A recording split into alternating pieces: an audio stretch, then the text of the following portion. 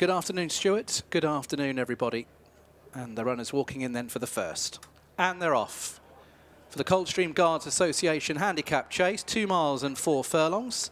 15 to be jumped, all fences being jumped today. Heading to the first, and Bumpy Evans is into a clear advantage. Quite an extravagant leap over the first, but it's already opened up by 6 lengths as they take the top bend, and is showing plenty of enthusiasm under Alan Johns. Chased by last year's winner, 999 and King of Brazil. Then in behind is Walk in the Woods. Back of the field, Perfect Pupil, and King Cormac. Must be some 20 lengths off the leader already, who's rather tanking down the hill to the home straight for the first time. Bumpy Evans, 2-time point winner last May. Second start under rules over fences, has already opened up by 15 lengths. And that advantage possibly growing. 999 is in second place. Then King of Brazil, followed by Walk in the Woods. Then the horse with the white face, Perfect Pupil, and King Cormac as they jump the second. There was a slight coming together there between Walk in the Woods and Perfect Pupil. Fence number 3 is the open ditch. And again, a clear advantage of Bumpy Evans. Jumped it pretty well. Must be leading by about 20 lengths over the other 5. Not far off a fence clear as they head over the next plain fence. Bumpy Evans, Alan Johns, clear. The 5 pursuers headed by 999, and also the white with the red armlets, King of Brazil. Tucked in behind those, Perfect Pupil, the white cap of Darren McConville.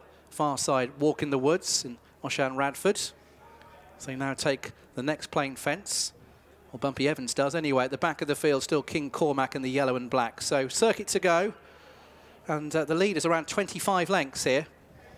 And it's a clear advantage for Bumpy Evans with a circuit to go in the Coldstream Guards Association Handicap Chase. So charging along in front, Bumpy Evans, around 20 lengths clear from the pursuers, headed by 999 and King of Brazil. The other 3 in close attendance, out wider King Cormac alongside Perfect Pupil and Walk in the Woods up against the rail. The 5 runners in behind are well clustered, but they're still 20 lengths off the leader. So heading down the back straight, and Bumpy Evans has got 6 to take down the far side. Here's the water, and Bumpy Evans is over. Jumping a little bit out to the left, but jumped it fine. The other 5 just reaching the water now, and as they clear it, they are all over okay. Just about the back marker is Walk in the Woods. Now climbing towards a ditch, just steadying into it, Bumpy Evans. Taking a good look at the ditch here and jumping out to the left there. The lead is around 15 lengths still as the others all sail over, although Walk in the Woods was a bit slow. The back of the field has lost a few lengths, just been shaken up at the back of the field.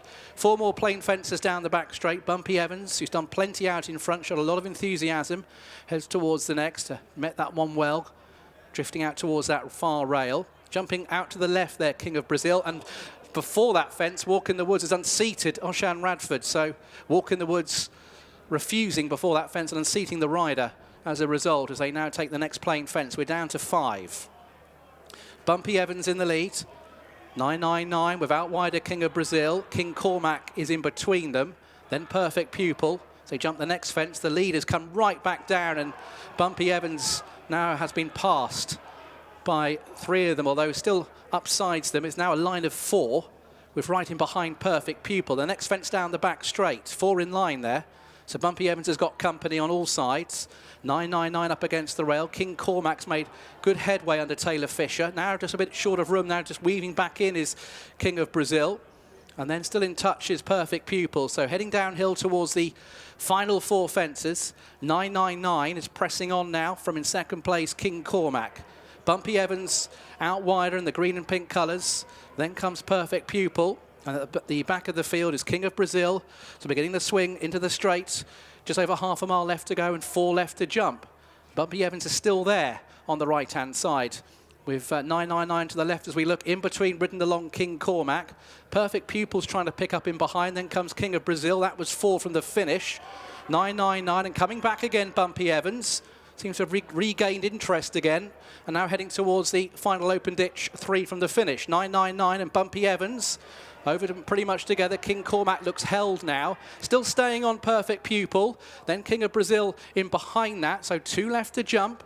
Bumpy Evans on the near side, almost took a liberty at that. Did get over okay with 999, then in behind Perfect Pupil, then King of Brazil trying to stay on again, followed by King Cormac. 1 to go, and Bumpy Evans back in front. 1 to jump then, Bumpy Evans from 999 in second position, then King of Brazil and Perfect Pupil. Here's the final fence. Bumpy Evans leads by a length.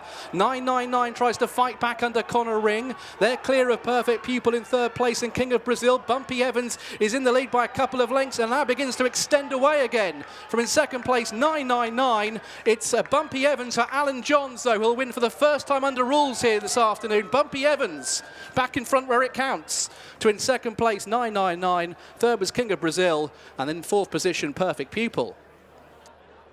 Let's have a word with Alan Johns, who's just won the first here at Leicester with Bumpy Evans. Well done, Alan. I suspect that might have been one of the more entertaining rides of your career, mightn't it? Yeah, not for me personally. It wasn't very nice at all, but we enjoyed watching it. Yeah, no, after the event, yeah, I can look back and smile now just about. But yeah, he's a bit of a sketchy jumper.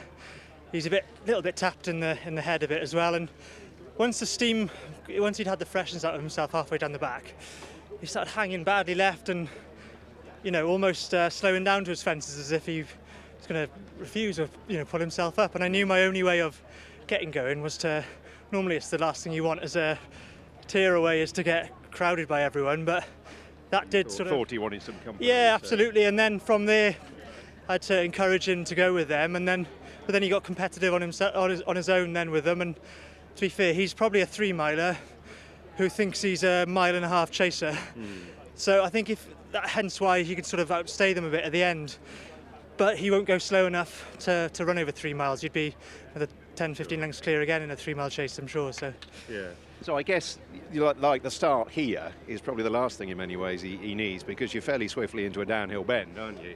Yeah, it was, well, actually, when I ran around the course earlier, I haven't ridden here much recently, and I could see there's only one fence before we got to the bend, and nearly with his jumping being a bit sketchy, I thought might get a little bit of the sting out of him by the time we get to the next one.